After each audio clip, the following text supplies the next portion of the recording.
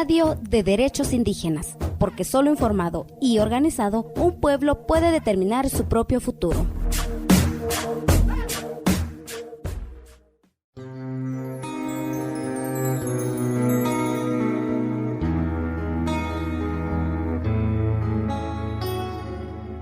La tortura destruye la personalidad de la víctima y desprecia la dignidad intrínseca de todo ser humano. Pero a pesar de la prohibición absoluta de esta según el derecho internacional, la tortura persiste en todas las regiones del mundo. Así lo afirma la Organización de las Naciones Unidas.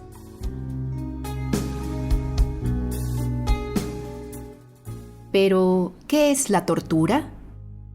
Para definir la tortura actualmente, la más aceptada es la definición que propone la ONU en 1975, que dice: tortura significa todo acto por el cual se inflige intencionalmente un intenso dolor o sufrimiento físico o mental, por o a instigación de un funcionario público, a una persona para fines tales como obtener de ella o de una tercera persona una información o confesión, castigarla por un acto que ha cometido o intimidarla a ella o a otras personas.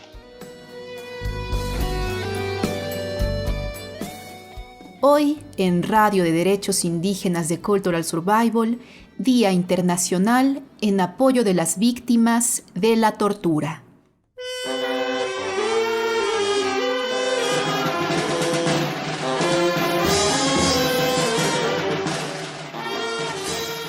Bedanda ci ibi lukashkwili, ikelaga kabenanda kuchi ibi ani, mazesh kendaruji chikabe, gendarilla ayagana ruchinya bakanda, da anika yoka mana yatti keraba, la akaberanda kabeluge ela.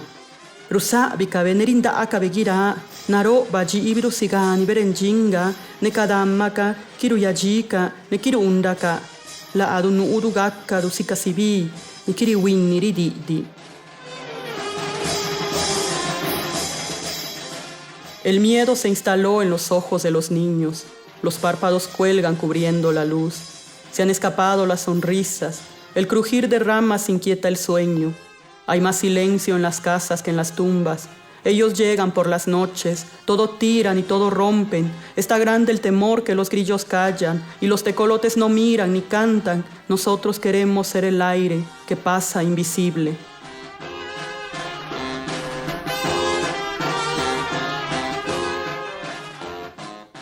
Escuchamos El miedo se instaló en los ojos de los niños, de la poeta vinizá Irma Pineda, un texto que forma parte del poemario La flor que se llevó.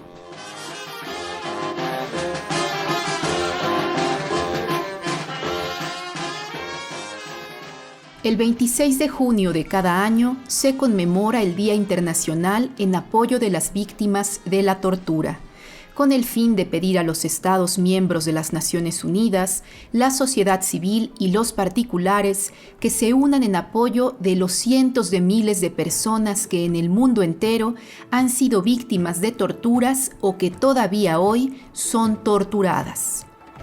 De acuerdo con la ONU, la tortura se considera un crimen en el derecho internacional.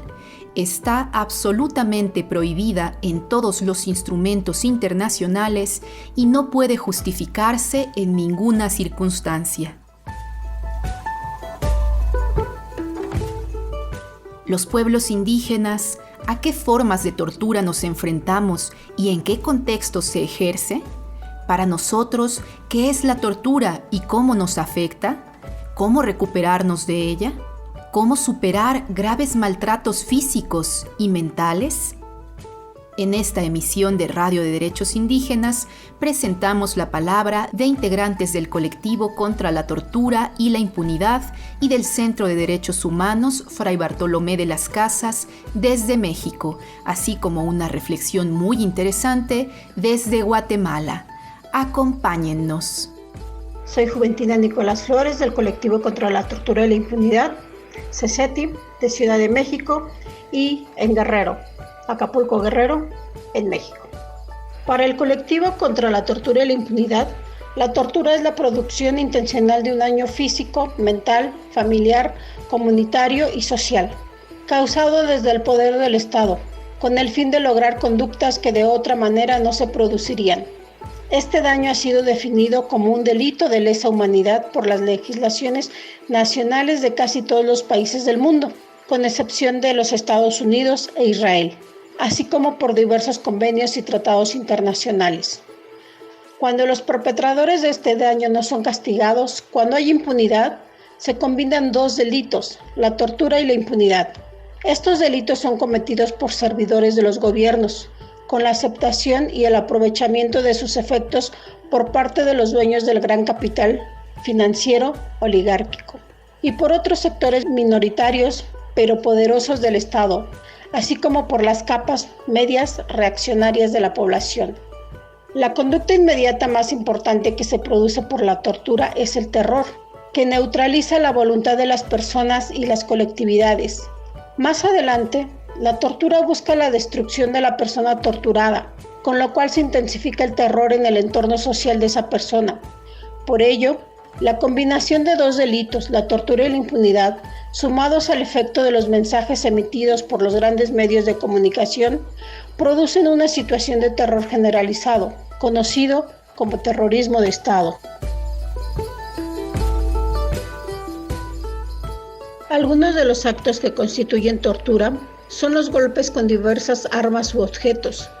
Esto viene desde un arma, un rifle, una pistola o las macanas que tienen los policías. Las amenazas de muerte, amenazas de violación, amenazas de desaparición, ya sea contra la persona torturada o su familia. La asfixia seca y húmeda, las descargas eléctricas, las quemaduras, la privación del sueño, privación de los sentidos, ya sea de la vista u oídos. También será obligado a presenciar la tortura de otros.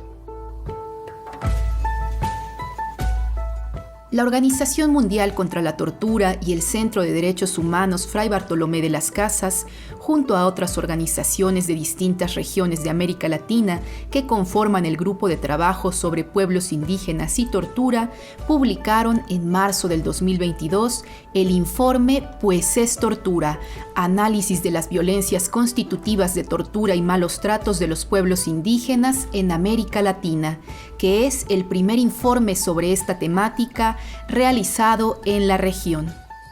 En él se resaltan situaciones que constantemente vivimos los pueblos indígenas en toda Abya Yala: la criminalización o la privación de la libertad de lideresas y líderes indígenas, las masacres y los asesinatos, la militarización, el despojo de tierras, el desplazamiento forzado, entre otras, mismas que tienen efectos no solo a nivel individual, sino que atraviesan de manera colectiva a nuestros pueblos y generan daños y sufrimientos que muchas veces son constitutivos de tortura. A continuación, escucharemos a un integrante del Centro de Derechos Humanos Fray Bartolomé de las Casas, quien nos platica sobre la tortura contra personas y pueblos indígenas en Chiapas, México. Hola, mi nombre es Mario Alberto Ortega y formo parte del equipo de incidencia internacional del Centro de Derechos Humanos Fray Bartolomé de las Casas. Lo que observamos desde el FRAIBA es que en Chiapas hay principalmente dos patrones en donde se comete la tortura hacia pueblos indígenas. El primer patrón tiene que ver, y que es algo arrastrado desde el anterior sistema, con toda una escuela existente en las fiscalías de fabricar delitos hacia personas inocentes. Esto con el afán de generar una imagen pública por parte del Estado, pues de gobernabilidad y de atención a los delitos. Y bajo este fenómeno lo que identificamos es que las víctimas suelen pertenecer a grupos poblacionales pues con dificultades socioeconómicas que por lo tanto hacen difícil que puedan defenderse. Entre ellos pues obviamente encontramos a poblaciones indígenas que pues por una situación de pobreza estructural pues tienen mayores dificultades para poder defenderse en un proceso que les es inventado. El segundo fenómeno que observamos se relaciona más bien con un proceso de criminalización hacia defensores de pueblos indígenas que se organizan para enfrentar al Estado, principalmente en cuanto a violaciones de la tierra y el territorio. Y ante esto, lo que hemos observado durante al menos unos 4 o 5 años para acá es que es muy común que estas personas suelan ser sujetas a procesos penales y que esto afecta tanto a la persona como a su colectividad, ya que no solo se intenta acallar al defensor en particular que es procesado, sino también pues a todo su proceso organizativo, a las comunidades de donde emerge esta resistencia. Mario Alberto Ortega, a quien acabamos de escuchar, participó en la elaboración del informe Chiapas, un desastre, entre la violencia criminal y la complicidad del Estado, publicado por el Centro de Derechos Humanos Fray Bartolomé de las Casas en marzo del 2023, y en el que se dedica un capítulo al tema de la tortura como una práctica sistémica que, al menos en el caso de Chiapas, continúa siendo recurrente.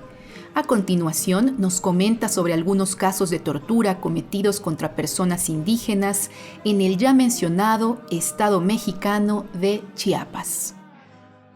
Por citarte a grandes rasgos algunos ejemplos de este patrón de criminalización, pues en primer orden está el caso de Cristóbal Santis. Él es un compañero tzotzil de la región Altos de aquí de Chiapas, del municipio de Aldama, pues que su municipio estuvo siendo asediado durante muchos años por grupos armados, y Cristóbal fue públicamente un defensor de los desplazados, exigiendo paz para su pueblo, y en represalia el Estado le fabricó carpetas de investigación. Fue detenido en marzo de 2020 y él tuvo que tener todo un proceso judicial en prisión preventiva, donde incluso se le fueron levantando más carpetas de investigación y se le ejecutaron nuevas órdenes de aprehensión, pues para hacer todavía más difícil su defensa y su libertad.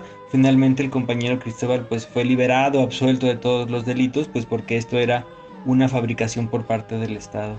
Tenemos también el caso de los compañeros César y José Luis, indígenas celtales del poblado de Bachajón, donde se pretendía y pretende todavía instalar una base de la Guardia Nacional, y pues el pueblo se opuso a esta instalación porque nunca hubo un proceso de consulta. Se manifestó en este año 2020 en octubre, y ante esta manifestación pacífica hubo una represión con uso excesivo de la fuerza por parte de la Guardia Nacional, donde César y José Luis fueron detenidos. Durante su detención torturados por parte de agentes policiales y finalmente procesados por el delito de motín, que es un delito pues que históricamente se ha utilizado para criminalizar actos de protesta social. Tenemos también en el radar pues la detención de 95 estudiantes de la normal rural Mactumatzá, una de estas normales que históricamente han sido pues reprimidas. Estos 95 estudiantes igual durante una manifestación fueron detenidos, compañeros y compañeras, casi una centena, y fueron igualmente acusados de este delito de motín. Tenemos también el caso de Berzaín y Moctezuma, compañeros igual de la zona selva aquí de Chiapas, quienes fueron criminalizados por su labor de defensa en su comunidad y fueron detenidos por gente propia de la comunidad, para quienes la labor de defensa pues les era un obstáculo, y después el Estado mismo participó en esta criminalización deteniendo hasta ahora al compañero Berzaín. Tenemos también el caso de Manuel Santis y otros 4 pobladores de Cancuc, igualmente defensores de derechos humanos, opositores a la imposición aquí de un megaproyecto que es una megacarretera que será instalada entre San Cristóbal y Palenque, y pues también fueron fabricados delitos en su contra, y pues lamentablemente los 5 ya fueron sentenciados. Ahora estamos en todo un proceso de exigir su libertad y de seguir impugnando ante las siguientes instancias. Y pues también el caso del padre Marcelo, que es un párroco tzotzil de aquí de Chiapas, que él ha sido un acérrimo defensor de derechos humanos, todo un mediador en asuntos de violencia, y justo esta labor como mediador pues llevó a que se fuera criminalizado y que en junio de 2022 se giraran órdenes de aprehensión en su contra.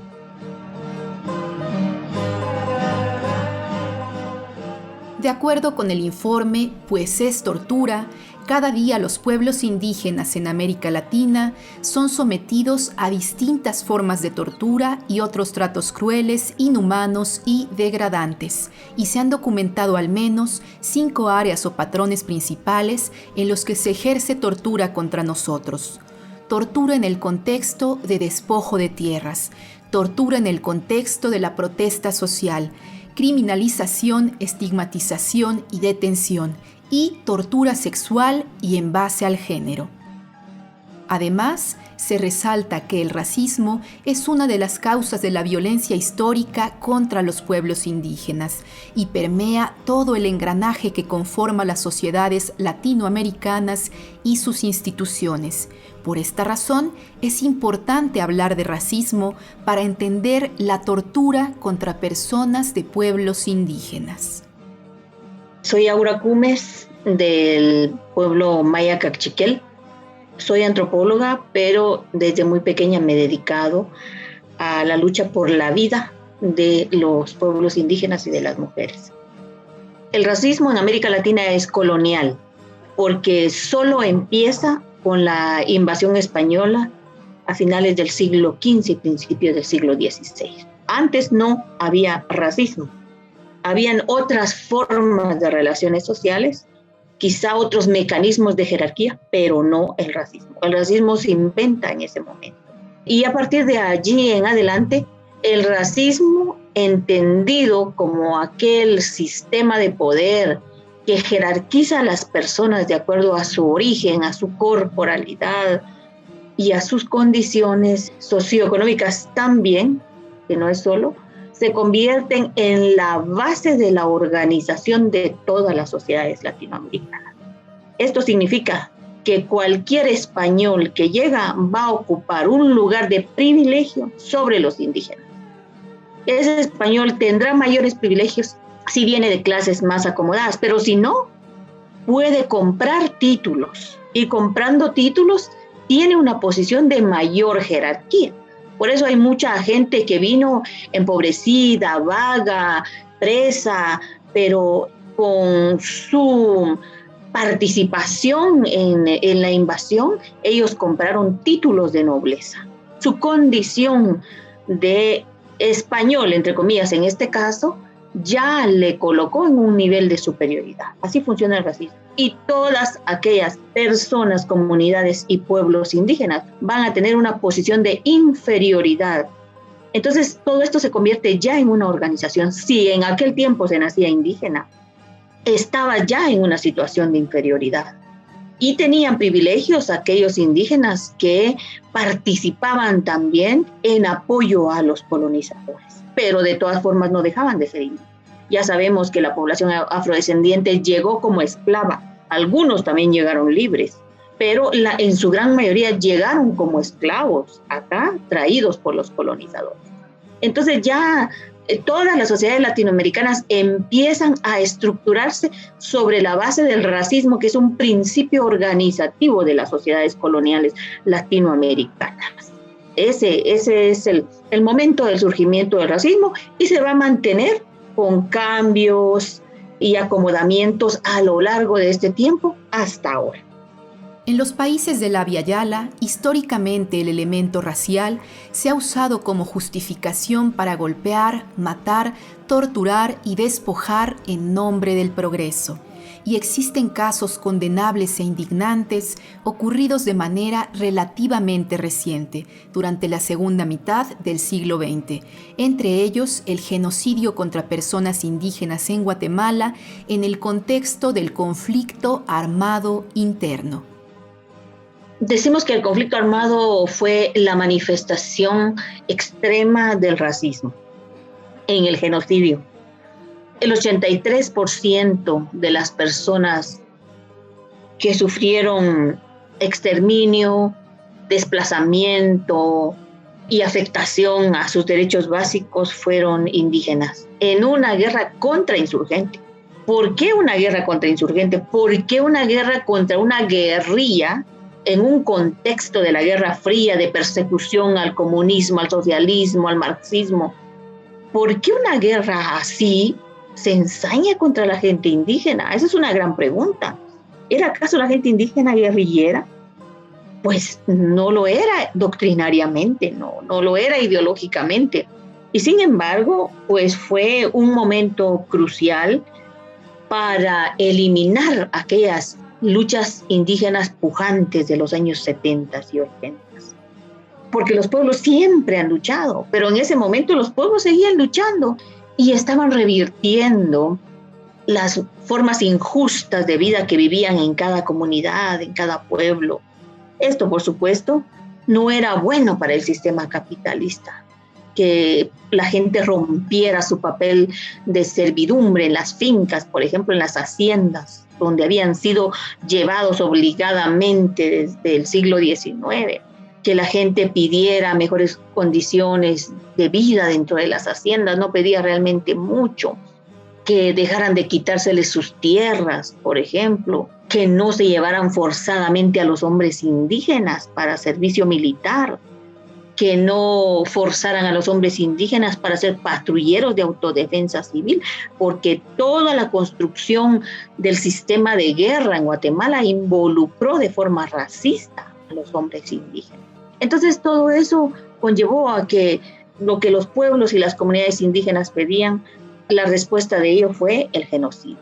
Entonces por eso es que gran parte de los afectados por el conflicto armado interno, llamado así, fueron las poblaciones indígenas, y vemos ahí la magnificación del racismo, es decir, que el racismo es como la evidencia más palpable, el genocidio es la evidencia más extrema del racismo. Así fue como funcionó.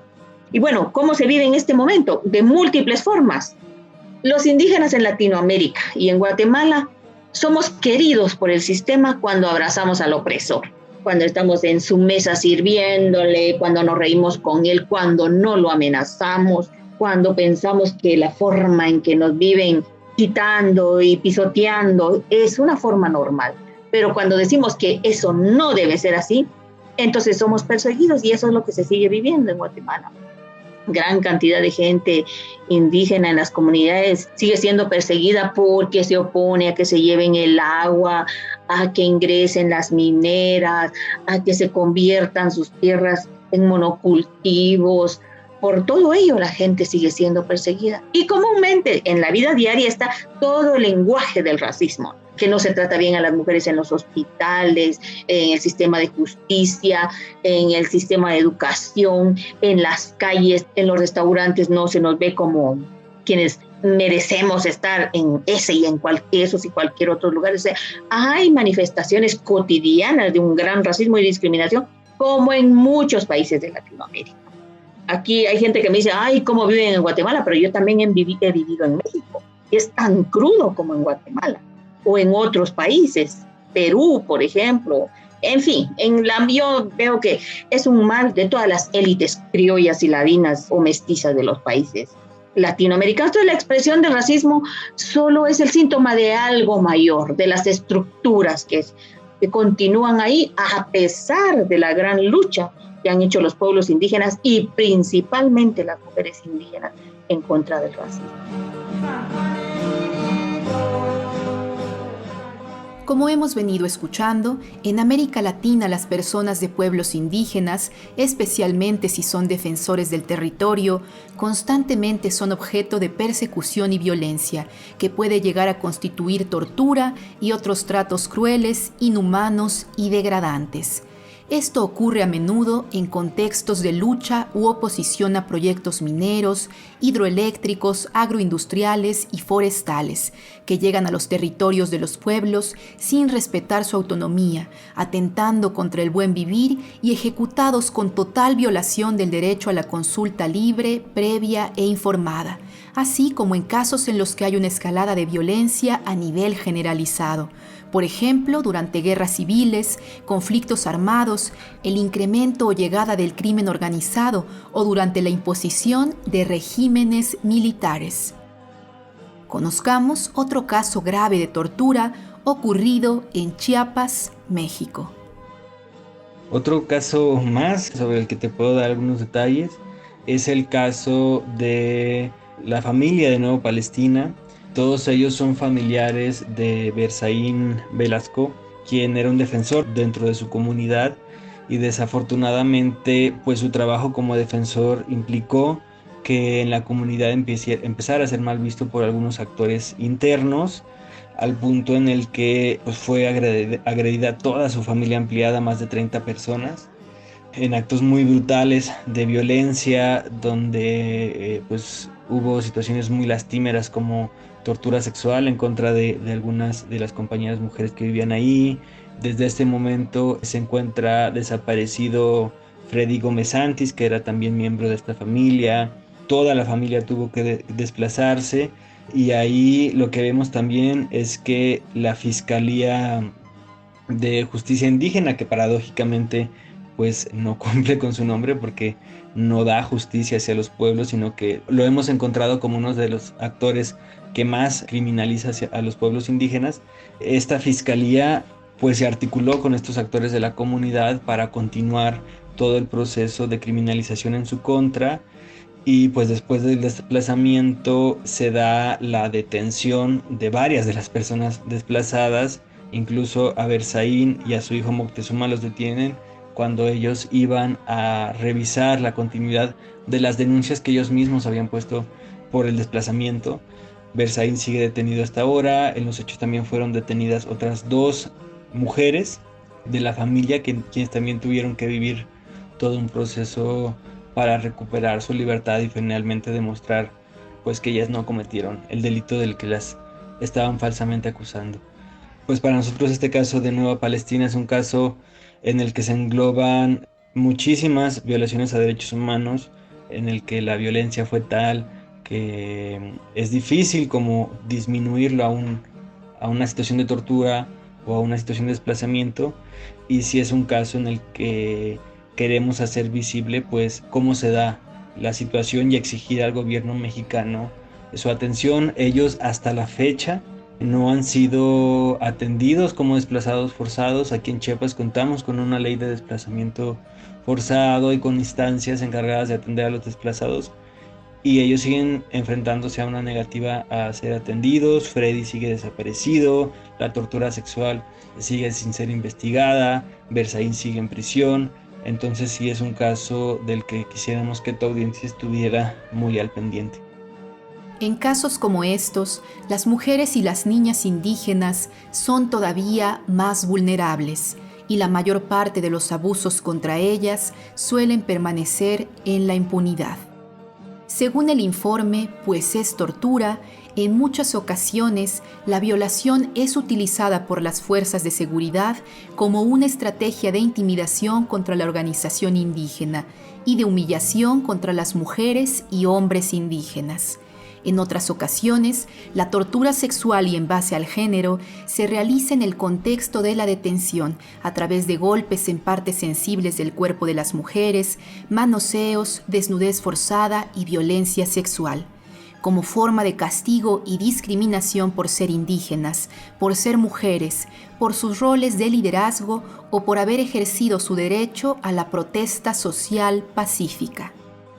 Y bueno, sobre la tortura hacia compañeras de pueblos indígenas, decirte que si bien es un fenómeno en el que hemos observado que hay más casos de compañeros varones, sí observamos una diferencia en los casos que existen de tortura hacia compañeras mujeres de pueblos, donde sobre todo el riesgo de una tortura sexual pues es mayor, ¿no?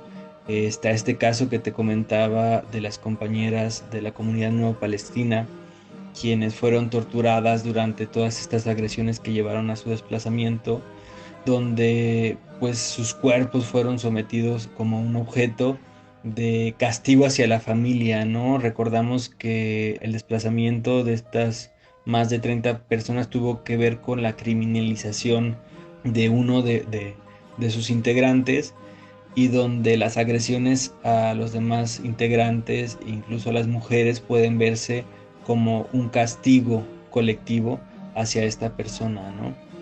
Más allá de esto, también no queremos dejar de observar que aun cuando la tortura en la mayoría de los casos se presente hacia compañeros varones, sí hay impactos también muy fuertes hacia las compañeras mujeres, como decía, a sus madres, a sus hijas, a sus abuelas, que a final de cuentas son quienes están ahí detrás en todo el proceso de lucha por su liberación, quienes están ahí viendo por su salud, por su alimentación, quienes están viendo por alguna situación de amenaza al interior de los cerezos, ¿no?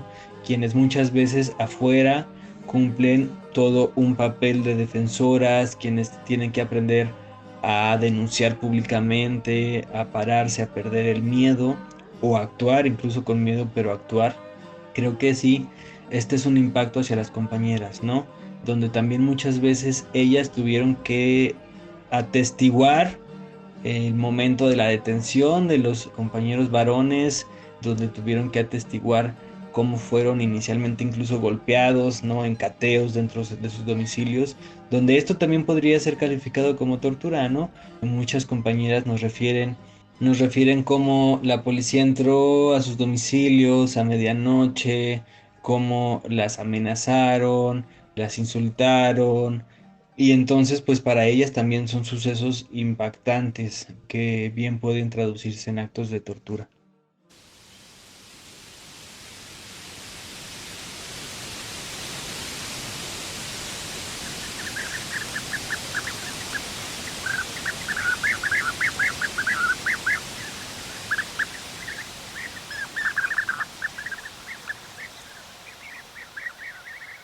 ¿Cómo recuperarse de la tortura? ¿Cómo hacer frente a violaciones y abuso sexual? ¿Cómo superar graves maltratos físicos y psicológicos? En casos de tortura, ¿hay algún tipo de reparación por parte de los estados? ¿Cómo explicar que para los pueblos indígenas presenciar el despojo de nuestro territorio, la destrucción de nuestros bosques, ríos, manantiales, también es tortura?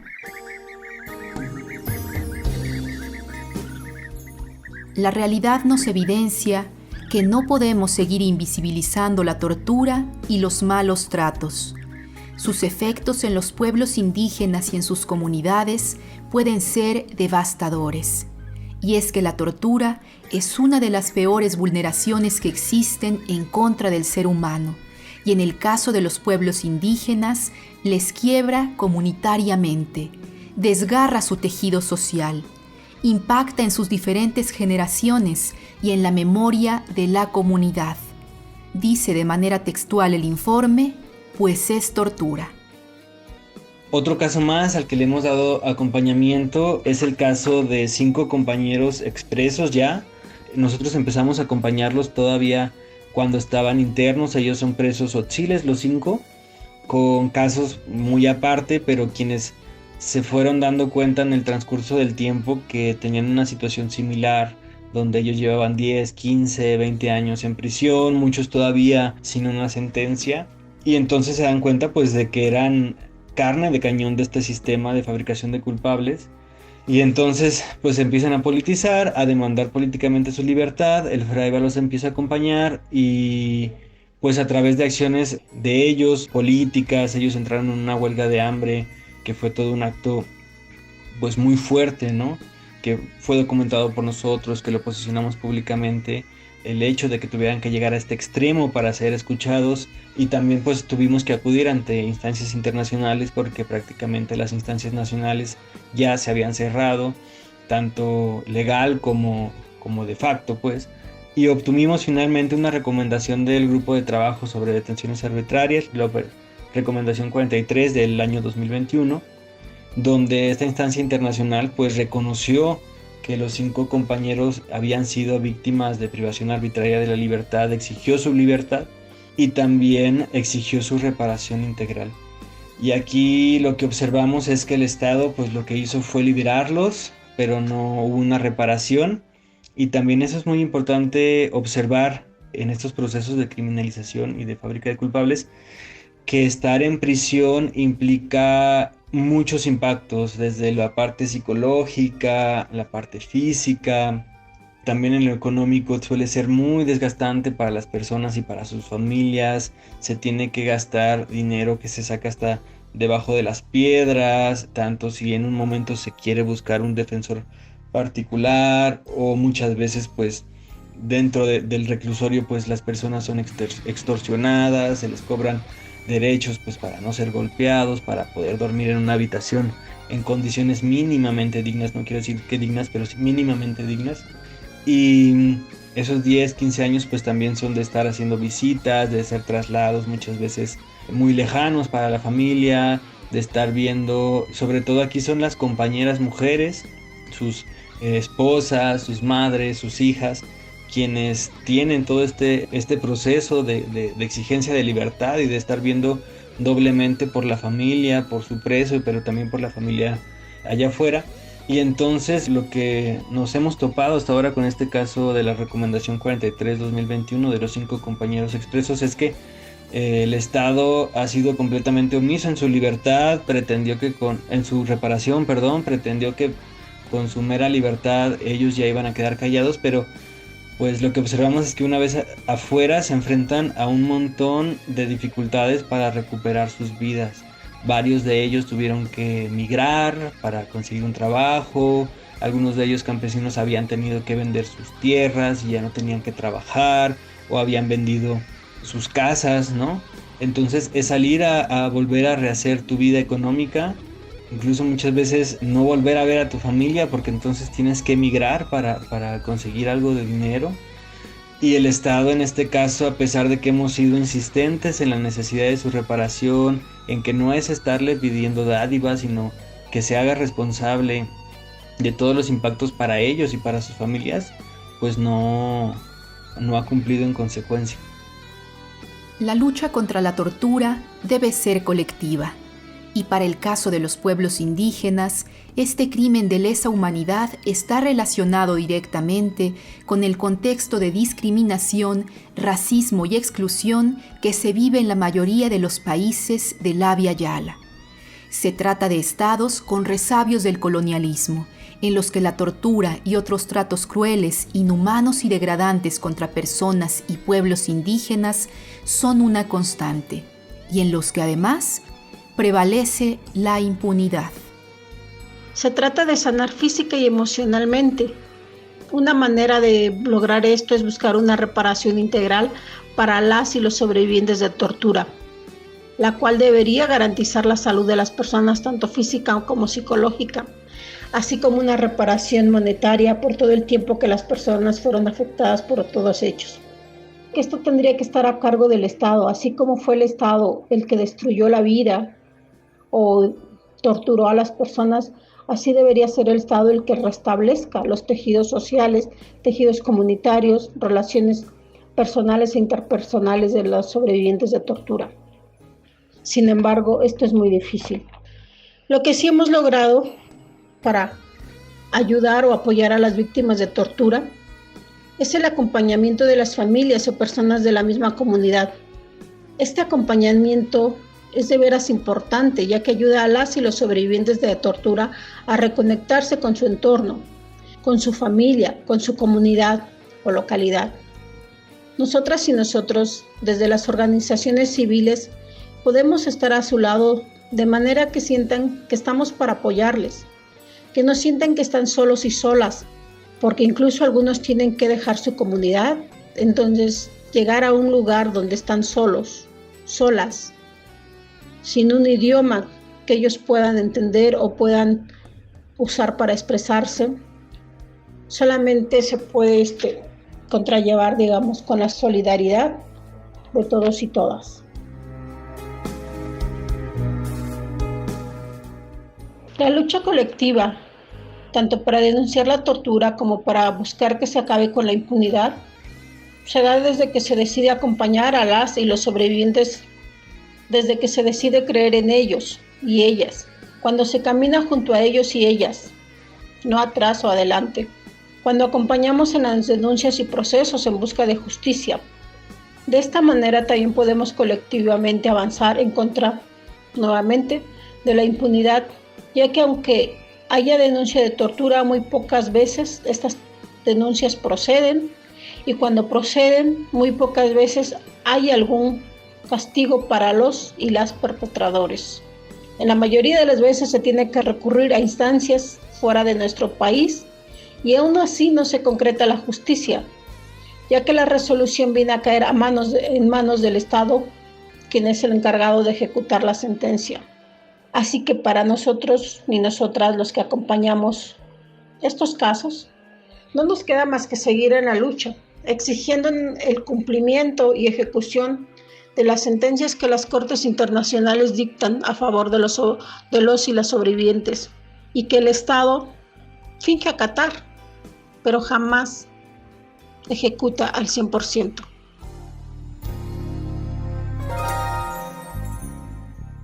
En este Día Internacional en apoyo de las víctimas de la tortura, exigimos un alto a la tortura contra personas y pueblos indígenas, a través de la adopción de medidas que contribuyan a erradicar todo tipo de discriminación en nuestra contra, así como a asegurar el respeto y cumplimiento de nuestros derechos y a poner un alto al despojo y saqueo de nuestros territorios. Exterminar nuestros medios de vida, adueñarse de nuestras tierras, aniquilar nuestras lenguas y culturas, también es tortura, y este delito no debe quedar impune. Asimismo, resaltamos que es necesaria una justa reparación para todas las personas de pueblos indígenas y sus familias que han sido víctimas de tortura y que hoy son dignos sobrevivientes.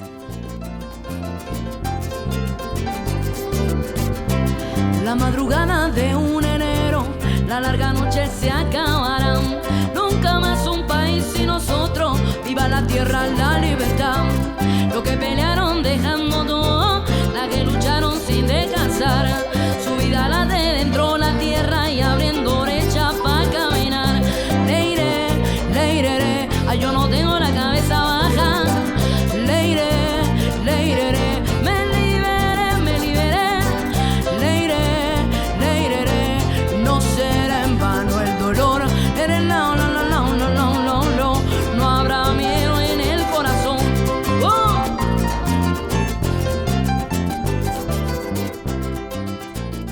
Cuéntenos qué desea escuchar sobre derechos de pueblos indígenas. Búscanos en Facebook y Twitter como CSORG72.